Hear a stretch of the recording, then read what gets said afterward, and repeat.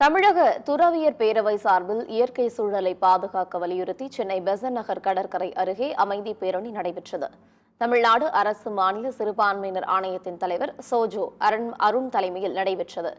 இந்த பேரணியில் 200க்கும் மேற்பட்ட துறவிகள் கலந்து கொண்டனர்.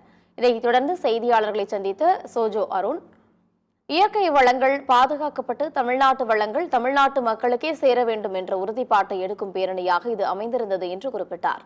சிறுபான்மையினர் நலனுக்காக பல்வேறு முயற்சிகளை தமிழக அரசு மேற்கொண்டு வருவதாகவும் அவர் தெரிவித்தார். அதாவது இயற்கை வளம் தமிழ்நாட்டில் பாதுகாக்கப்பட வேண்டும் என்பதில் சிறுபான்மை மக்கள் மிகவும் அக்கறையாக இருக்கிறார்கள்.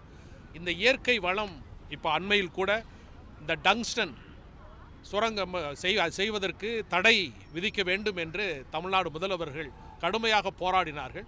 போராடி வெற்றி பெற்றிருக்கிறார்கள். எல்லா இடங்களிலும் இயற்கை வளம் பாதுகாக்கப்பட்டு தமிழ்நாட்டினுடைய வளங்கள் எல்லாம் தமிழ்நாட்டு மக்களுக்கே அது சேர வேண்டும் என்கிற ஒரு உறுதிப்பாட்டை எடுக்கிற ஒரு பேரணியாக இது இருக்கும்.